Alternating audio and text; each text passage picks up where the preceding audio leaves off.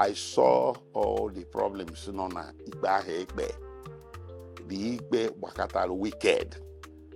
Ọ bụ na mbiri n'ọtọ oge a wee microphone ihe m ga-agwa onye ọkaikpe sie ikpe gị nke a gbakọtara wicked alụ emego.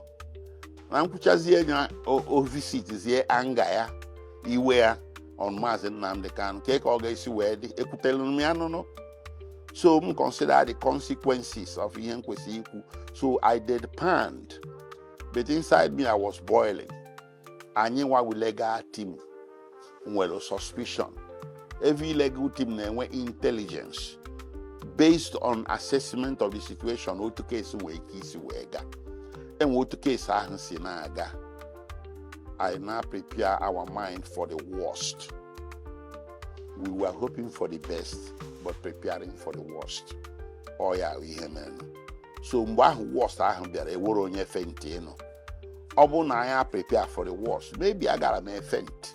So obi nwoke ka eji wee kwụrụ gị gedeba wee die ndidi ahụ disie ya ike. Words na-enwe consequences, mana ọ bụrụ otu a, before words enwe consequences, ọ ga-enwe word and effect. Kedu effect o nwee? Kedu ihe ọ resọtụrụ into? Ewere onye si na ihe Mazi Nnamdi Kanu kwuru mere o ji wee tụọ ofu iche, ofu okwute. Not to talk of na onye ahụ ji maka ya je gbuo mmadụ or commit ihe a na-akpọ act of terrorism. Mmadụ na mmadụ kwuru okwu na London ma na Kenya. Even agwara ya ebe ọrụ mee broadcast wanụ. Anyị amakwanụ ma enwelu ndị nwa na commit terrorism panụlụ ya.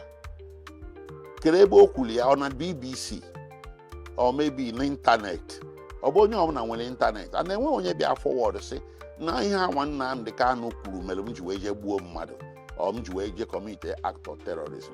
So all in that situation ka okwu na-enwe consequences. So evidence anọrọ na before the court. Enwere onye wetere such evidence. Ọ ya mee ihe m ji wee kwuo na mmadụ adịghị eje nga just merely because of ihe okwu n'ọnụ. Unless enwere overt act. Ihe lawyers na-akpọ overt act and connection, nexus between the overt act and the spoken word.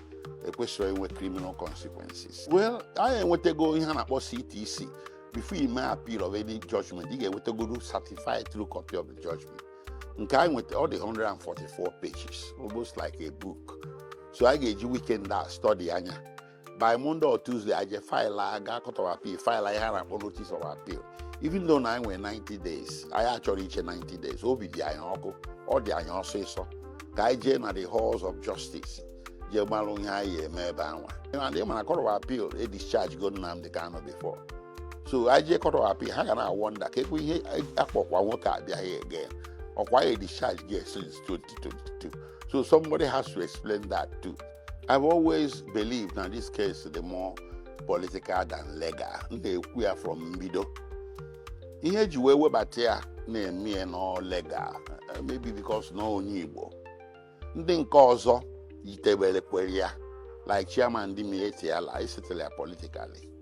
Emesili arrest, emesili federal government say happy because I believe na enwe political something on ya. Nke Sunday Igbo ho, the same thing.